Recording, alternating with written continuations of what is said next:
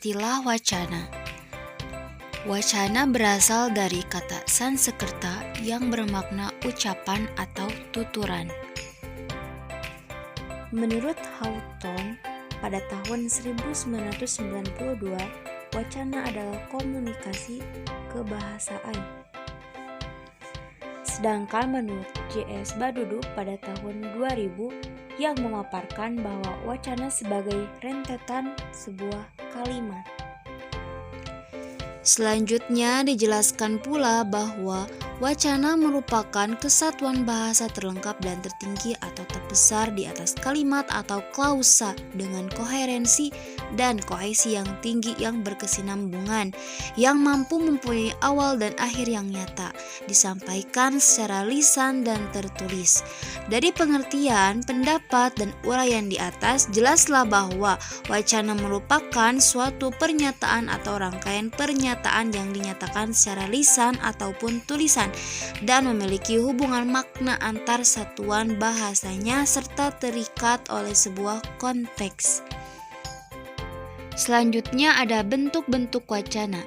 Menurut Kraft pada tahun 1995 berdasarkan tujuannya, yaitu yang pertama ada wacana deskripsi, yang kedua ada wacana narasi, yang ketiga ada wacana persuasi, yang keempat ada wacana argumentasi, dan yang kelima ada wacana eksposisi.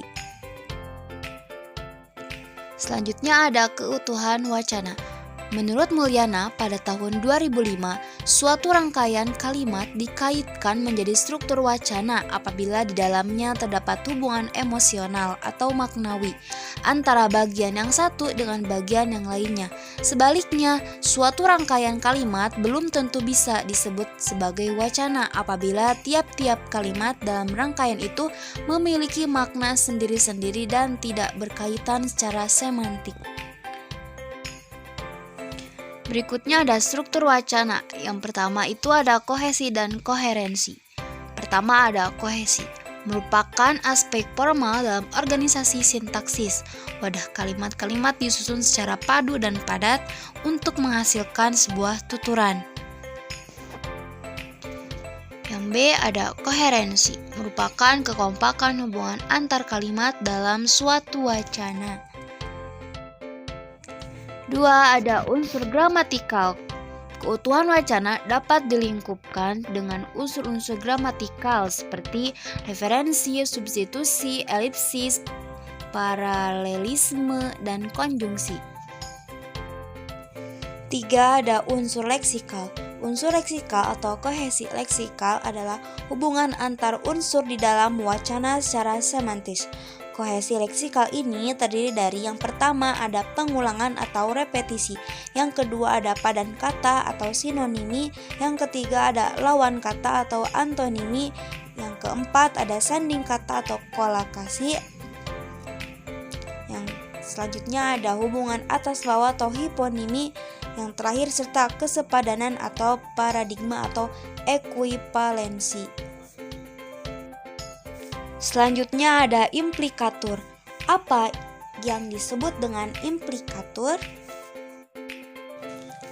Implikatur percakapan adalah implikasi pragmatik yang terdapat di dalam percakapan yang timbul sebagai akibat terjadinya pelanggaran prinsip percakapan. Sejalan dengan batasan tentang implikasi pragmatik, implikatur percakapan itu adalah proposisi atau pernyataan implikatif. Itu apa yang mungkin diartikan, disiratkan, atau dimaksudkan oleh penutur yang berbeda dari apa yang sebenarnya dikatakan oleh penutur di dalam suatu percakapan. Ini menurut Grice tahun 1975 dan Gaza 1979. Implikatur percakapan terjadi karena adanya kenyataan bahwa sebuah ujaran yang mempunyai implikasi berupa proposisi yang sebenarnya bukan bagian dari tuturan itu, menurut Gunarwan. Di dalam implikatur, hubungan antara tuturan yang sesungguhnya dengan maksud tertentu yang tidak dituturkan bersifat tidak mutlak, menurut Rahardi pada tahun 2003. Pembahasan tentang implikatur mencakupi pengembangan teori hubungan antara ekspresi, makna, makna penutur, dan implikasi suatu tuturan. Di dalam teorinya itu, ia membedakan 3 jenis implikatur, yaitu implikatur konvensional, implikatur non-konvensional, dan peranggapan. Implikatur konvensional adalah implikatur yang diperoleh langsung dari makna kata, bukan dari prinsip percakapan. Tuturan berikut ini mengandung implikatur konvensional. Contoh, yang pertama, Lia orang Tegal, karena itu kalau bicara ceplas-ceplos. Implikatur tuturan tersebut adalah bahwa bicara ceplas-ceplos Lia merupakan konsekuensi karena ia orang Tegal. Jika Lia bukan orang Tegal, tentu tuturan itu tidak berimplikasi bahwa bicara ceplas-ceplos Lia karena ia orang Tegal. Selanjutnya ada implikatur non-konvensional atau implikatur percakapan, adalah implikatur pragmatik yang tersirat di dalam suatu percakapan. Di dalam komunikasi, tuturan selalu menyajikan suatu fungsi pragmatik, dan di dalam tuturan percakapan itulah terimplikasi suatu maksud atau tersirat fungsi pragmatik lain yang dinamakan implikatur percakapan. Berikut adalah contoh tuturan di dalam suatu percakapan yang mengandung suatu implikasi percakapan. Menurut A, HP-mu baru ya? Mengapa tidak membeli N70 aja? Menurut B, harganya terlalu mahal. Implikatur percakapan tuturan itu adalah bahwa HP yang dibeli A murah, sedangkan HP N70 harganya lebih mahal daripada HP yang dibeli A. Yang ketiga ada peranggapan dan perikutan. Sebuah tuturan dapat dikatakan memperanggapkan tuturan lainnya apabila ketidakbenaran tuturan yang diperanggapan itu mengakibatkan kebenaran atau ketidakbenaran tuturan tidak dapat dikatakan sama sekali. Menurut Rahardi pada tahun 2003, peranggapan atau presuposisi adalah apa yang digunakan penutur sebagai dasar bersama bagi para peserta percakapan. Yang terakhir, saya akan menjelaskan sedikit mengenai teks, koteks, dan konteks. Yang pertama ada teks. Menurut Kerida Laksana pada tahun 2011 dalam Kamus Linguistiknya menyatakan bahwa teks adalah yang pertama merupakan satuan bahasa terlengkap yang bersifat abstrak. Yang kedua, deretan kalimat, kata, dan sebagainya yang membentuk ujaran. Yang ketiga, ujaran yang dihasilkan dalam interaksi manusia. Dilihat dari 3 pengertian tersebut dapat dikemukakan dalam Kamus Linguistik bahwa teks adalah satuan bahasa yang bisa berupa bahasa tulis dan bisa juga berupa bahasa lisan yang dihasilkan dari interaksi atau komunikasi manusia. Teks merupakan sebuah produk dalam artian bahwa teks itu merupakan keluaran atau output, sesuatu yang dapat direkam atau dipelajari. Teks juga merupakan proses dalam arti merupakan proses pemilihan makna yang terus-menerus.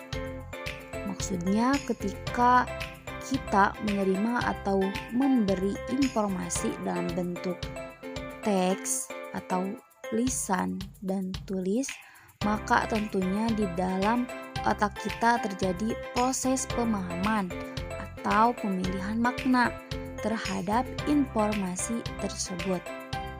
Jangan sampai terjadi kesalahpahaman.